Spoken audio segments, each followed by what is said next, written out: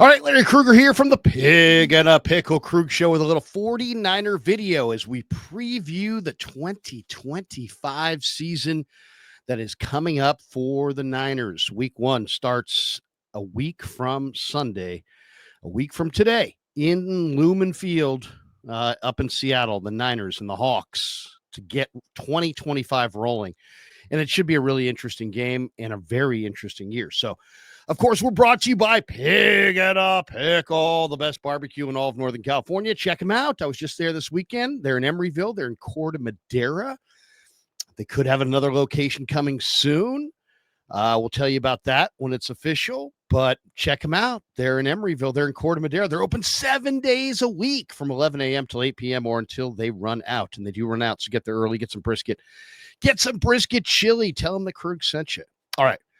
Let's do a little season preview of the 49ers on this week before the regular season gets rolling. And, you know, it's been a very interesting year for the 49ers. Why? Because they had a disaster free agent period where they just didn't sign anybody for the most part, let a bunch of guys walk, 8 starters, about 20 guys walked out the door. Many of them got big money deals elsewhere. So it's not like those guys couldn't play anymore. They could. The 49ers just couldn't afford them because they're now paying their quarterback. It's really as simple as that. You pay your quarterback, and suddenly you can't afford to pay a lot of your other players, and that's just the name of the game in the NFL. So the 49ers start this year, and the predictions are coming in. How do you see them this year? It was a very interesting offseason because they had a disastrous free agent period, but then they also had a really encouraging draft, and they have 11 rookies on their roster. It's the most in the Shanahan-Lynch regime. So they also brought back Robert Saleh. They're hoping for a bounce-back year from Christian McCaffrey. And what can we expect out of the Niners in 2025? Well, the predictions are coming in. NFL.com had a bunch of predictions. I saw that, like, you know, of the 15 people that predicted week 1, like 12 of them said Niners are going to beat the Hawks in Seattle. So we'll finish with that later on. But let's talk about NFL.com, their season predictions, because they made their predictions for the NFC West and their NFC wildcard teams, and they are picking the Rams. It was a group of 29 voters, and they voted the Rams as the NFC champion. The Rams received 15 votes. The Niners received 10. One person voted for the Cardinals. Nobody voted for the Seahawks. It's supposed to be one of the more competitive divisions in the NFL. You had, I think, 3 teams win 10-plus games in this division a year ago. The NFC West was one of just 2 divisions, that being the NFC North being the other, in which all 4 teams received at least one first-place vote. So it's viewed as a very even division. And the analysts for NFL.com sided with the Rams over the Niners, but the Niners appeared on 17 of 29 ballots, which ranks 6th most among NFC teams. And we'll see. We'll see what the 49ers are going to be, but NFL.com says the Rams win the division, the Niners get a wild card. Couple other thoughts that we want to get to here early in this video. Richard Sherman went on The Build, a 49er-created documentary web miniseries, and talked about Kyle Shanahan. He said he's obsessed with the game. He's obsessed with his players. He's obsessed with how he can impact the game in a positive way and put his players in a position to be successful. Since joining the Niners, Shanahan is 70-62, 4 double-digit win seasons, 4 NFC Championship game appearances, 2 Super Bowl berths, no rings. And the Niners are still looking for that first Lombardi since the 1994 season, the team that Carmen Policy built and George Seifert coached and Steve Young quarterbacked. That was the last time the Niners were in the winner's circle on Super Bowl Sunday. So Sherman believes Shanahan is doing everything possible to bring a championship back to the Bay. Here's the quote: "Everything that a coach could do to put his team in position to be successful as they can be, I guarantee you Kyle Shanahan is doing or attempting to do. He also injects confidence into his players. He has a lot of respect and regard for his players. He has a lot of experience, expectations for them. And I think he got that from his dad and being around the game for a long time. He has a lot of respect for what goes into playing this game." So there's an ex-49er who's very pro Shanahan and obviously sees good things for the 49ers this coming season. Last year was a huge disappointment. Niners finished 6-11. They missed the playoffs for the first time since 2020. But what happens when you suck? You get a favorable schedule. And thanks to their last place finish in the NFC West last year, the Niners have the easiest schedule based on 2024 strength of schedule breakdowns. They get the easiest schedule in pro football. So that's good news for them, obviously. They don't play any of the top 8 Super Bowl favorites, according to ESPN's betting odds. They don't play the Ravens. Don't play the Lions. Don't play the Eagles. Don't play the Bills. Don't play the Chiefs. Don't play the Packers. Don't play the Bengals. Don't play the Commanders. So ESPN is projecting the 49ers to miss the postseason again this year. Mike Clay of ESPN ranked the Niners just 19th overall among his NFL teams, citing injuries and defensive uncertainties as the significant concerns. And he says the big red flag is the defense that has just too many notable departures, leaving the Niners with big concerns at D tackle, corner, and safety. And he's got, as far as his team by team rankings, they rank the best teams as Baltimore, Buffalo, Detroit, Philly, Kansas City. Those are their top 5. Those are their top 5 teams. And after that, it goes Tampa, Denver, the Rams at 8, Vikings at 9 with a rookie quarterback, the Packers at 10 with Micah Parsons now, 11 is Commanders, 12 is the Bengals, 13 is the Bears. I like how the Bears are supposed to be better than the Niners. I mean, really? The Bears with Caleb Williams are going to be better than the 49ers? That's going to be a neat little trick. Chargers at 14, Steelers at 15, Patriots at 16. The Patriots are better than the 49ers?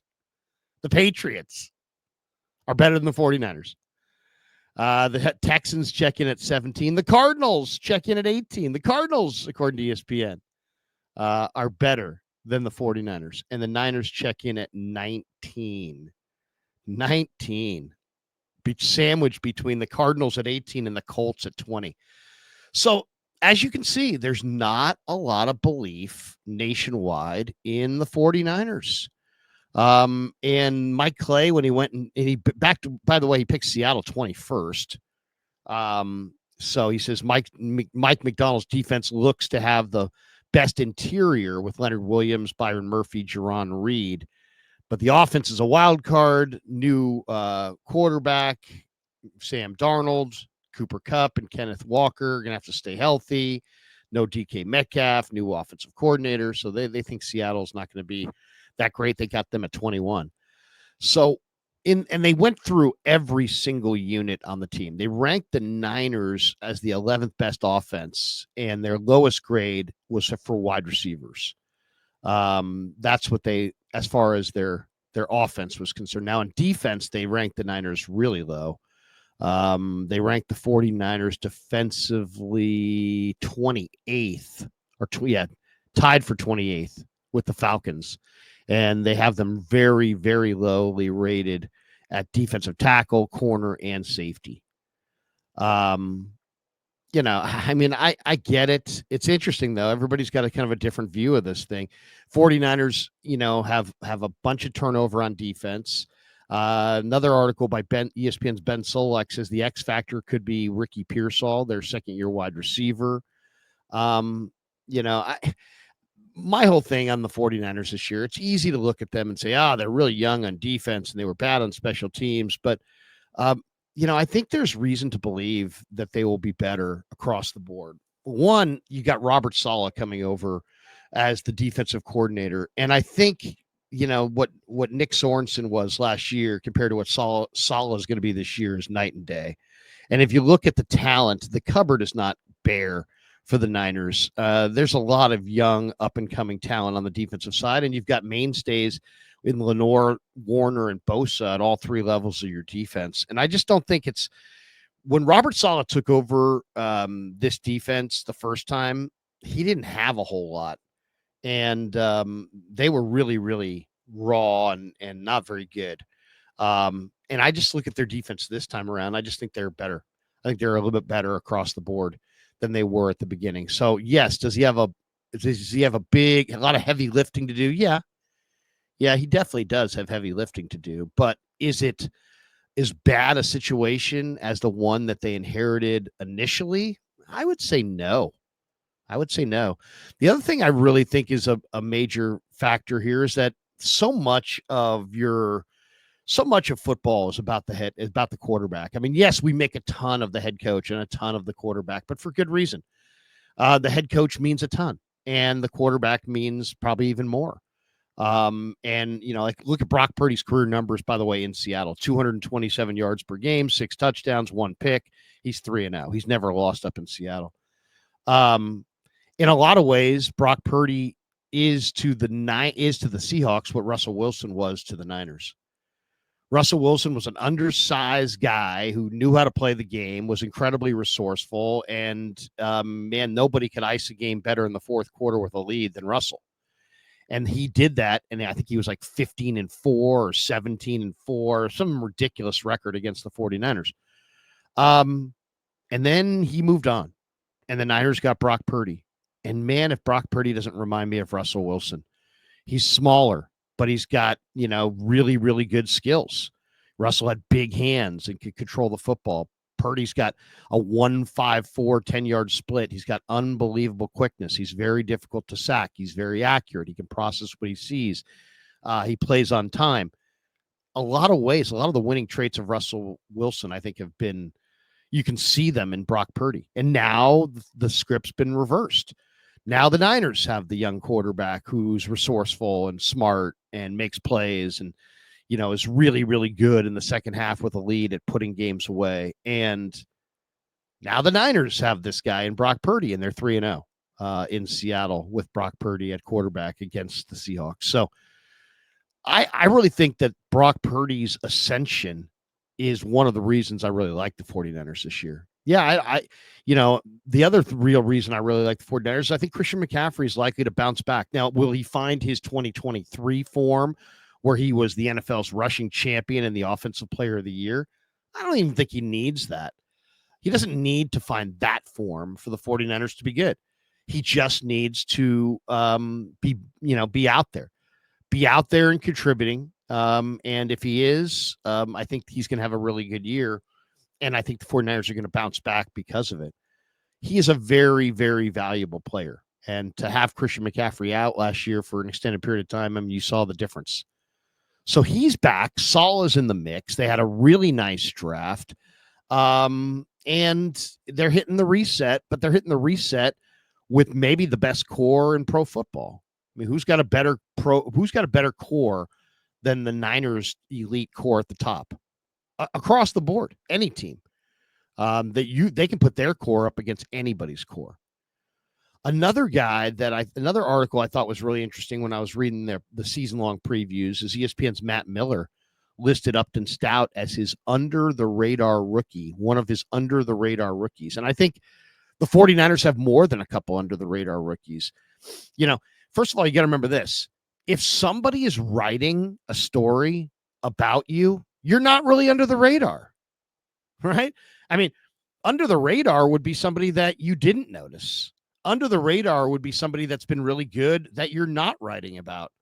So in a way, just the fact that Matt Miller includes Upton Stout in his list of, players that, that are under the radar rookies, in a lot of ways, hey man, he wasn't under the radar enough to elude you, right? I mean, Matt Miller, who lives in Missouri, works for ESPN, which is based in Connecticut, somehow knew that Upton Stout, who's training in Northern California with the 49ers, was an under-the-radar rookie. Well, why is that? It's because it's been a lot talked about Upton Stout, and he's not under the radar. If anything, he's probably been the best rookie in Niner camp, so I wouldn't call him under the radar. But I do think that the 49ers have an under-the-radar rookie that people are not talking about. And that guy is Jordan Watkins. That is your under-the-radar rookie. Now, why? Why is he the under-the-radar rookie? One, there's opportunity. He plays wide receiver. JJ's holding out. Ayuk's hurt. There's guys who are injured. And here's Jordan Watkins, and he's among the injured right now. He's got a high ankle sprain, which may mean his status for week 1 is up in the air. We'll have to see. He's on the active roster right now. We'll see if he can go Monday or go in week 1 against the Hawks at Lumen Field. But to me, that is your under the radar rookie, Jordan Watkins. And I really think he is going to be a very, very good rookie. Now let's talk about why. Well, first of all, this guy played in the SEC. He didn't play for Montana State. It's not some ridiculous roll of the dice on some FCS legend. This guy played in the SEC, okay? This guy played in basically pro football at the college level. That's what the SEC is. And he didn't just play in the SEC. He starred in the SEC. He had a bunch of touchdowns. He played in a pro-style system. He's got great measurables. We're talking about 4.37. He's 200 pounds. He's well put together. He's kind of compact. And Brock Purdy has already hooked up with Jordan Watkins on more than a couple deep balls this summer.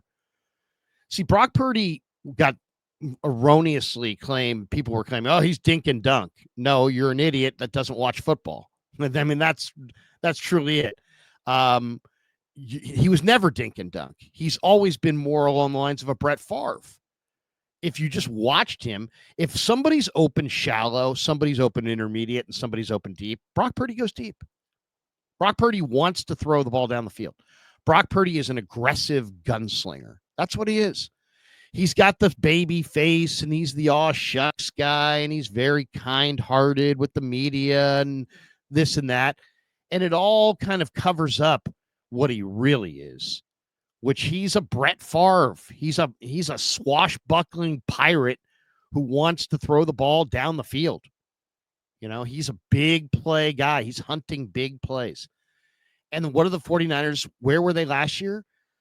JJ slow, Debo slower, Ayuk hurt. The Niners, with that scenario, were 32nd in wide receiver separation last year. But guess what? Jordan Watkins can separate. And guess what? He can separate down the field. And guess what? He was productive in the SEC. And he's ready to roll. He's ready to roll. So he's going to get open down the field. And Brock Purdy's going to throw him the ball because Brock Purdy, that's what Brock Purdy does. And this guy's going to be a much, much, much bigger factor than Niner fans and prognosticators are seeing here at the end of August. Mark it down, man. Mark it down. Flag this video. You want to bookmark it, whatever. Bookmark it if you need to. Come back to this. The under the radar rookie for the 49ers is going to be Jordan Watkins, and he is going to be terrific. He's going to make a bunch of plays. Back to the schedule. Niners are going to probably have a good year, largely because the schedule is pretty cake. Their schedule includes 4 games, only 4 games all year that made against teams that made last season's playoffs. Last year, the 49ers played 10 of their 17 games against teams that won 10-plus games. So it was a brutally tough schedule, and the rest was even worse. And that this year they have way more rest. They have a way easier schedule. They're not coming off a shortened off season because of the Super Bowl. And I think because of a lot of those reasons, they're likely to bounce back. I think the special teams is bound to be better. I think Robert Saleh is a clear upgrade. He will have answers to try to dial up some exotic blitzes to try to give the 49ers a little bit more pass rush to protect their young DBs. Sorensen had no ability to do any of that last year. Saleh has already proven in the preseason that he can do that. I think Christian bounces back and becomes Christian. I think Brock finds another level and takes better care of the football. I think the 49ers discover some new weapons. I just named one in Jordan Watkins. And I think the 49ers are a 10-win football team. By the way, I do believe they'll beat Seattle in week 1 on the road. The Seahawks went 3-6 at home last season. They were road warriors. They lost to the Niners in Seattle. They beat the Niners at Levi's. In fact, Seattle was really good on the road. They were 7-1 on the road. Their only road loss came against a Detroit team that finished the year 15-2, but 3-6 at home. That used to be a house of horrors for the Niners. It is no longer. Purdy owns them there. The Niners, they're not as good there. Their fans are not as loud there. But this opener is going to reveal if the Niners are as vulnerable as a lot of these prognosticators believe they are, or it's going to reveal that the 49ers are far closer to that Super Bowl contention status than a lot of people have them down for in the preseason. And I'm all here for it. I really do believe the 49ers are going to be a 10-win team. They're going to get better as the season goes on. They're going to make the playoffs. They're going to win games in the playoffs. And I would say expect to see the 49ers in the NFC Championship game once again. All right, there you go. And as far as, we really haven't gone into our breakout players, but I do think there's some breakout players. Jordan Watkins, I really think, is going to break out. I think Brian Robinson in the 49ers offense is really going to break out. I think this is the year that Isaac Guerrero becomes a consistent factor as a kind of a wild card factor, jack of all trades inside this offense. I think Ricky Pearsall really comes of age this year. So you got some young position player or skill position talent that I think is going to come of age this year. And then defensively, I think you're going to see that this is a very talented group. They're going to make their mistakes. They're going to have some moments where they really struggle to put heat on the quarterback. They're going to have to lean on Robert Saleh to dial up some exotic pressures. But I think the addition of Jason Pinnock in the secondary gives them another really heady player. And they've got a great cast of rookies. I would expect to see 7 rookies. Mikael Williams, Marquise Siegel, Upton Stout, CJ West, Alfred Collins, Nick Martin, and Sebastian Valdez. I think all those rookies wind up playing a role on this on this 49er defense. So I think the defense is going to be young, but I think it's having a much better defensive coordinator is going to help. I think the special teams is bound to be quite a bit better, and I like what Brock Purdy is going to do this year. I think he's going to step it up. And watch for Jordan Watkins to be that under-the-radar rookie that come Halloween, we're going, wow, nobody. And then you're going to hear a lot of this too. Nobody said, we talked all summer about the Niners and blah, blah, blah, blah, blah, blah, blah. And this is going to be the narrative. We talked a lot about JJ. We talked a lot about Ricky Pearsall and Kittle and blah, blah, blah, blah, blah. But nobody, you're going to hear this one, nobody mentioned Jordan Watkins. Nobody had Jordan Watkins as their surprise player. This is surprising everybody. And you heard it here first, late August. Jordan Watkins, mark it down, will be the surprise rookie. Why? Because he's got the measurables. He's got the experience. He played at a high level. He's healthy, and he is ready to roll. I already have seen enough between Purdy and Watkins this summer to tell me that Purdy is going to look for Watkins down the field. He's going to look for receivers who have separation on all 3 levels. He's going to see Watkins get separation, and he is going to throw him the rock. So get ready for Jordan Watkins, and don't say in October or November, nobody saw Jordan Watkins emerging, because I'm telling you right now in late August, Jordan Watkins is going to be the bust-out rookie for the 49ers in 2025. All right, that does it for the video. Thanks to Pig and a Pickle for being the title sponsor of the Krueger Show. Thanks to our good friends at Sharp Corners, Sports Cards and Collectibles, as well for sponsoring this video. They're at 205 Cypress Avenue in Pacific Grove, California, along the Monterey Peninsula. Thanks to their owner, Anthony Catania. He's at 831-521-5264. And thanks to all of you guys for supporting The Krueger Show on YouTube,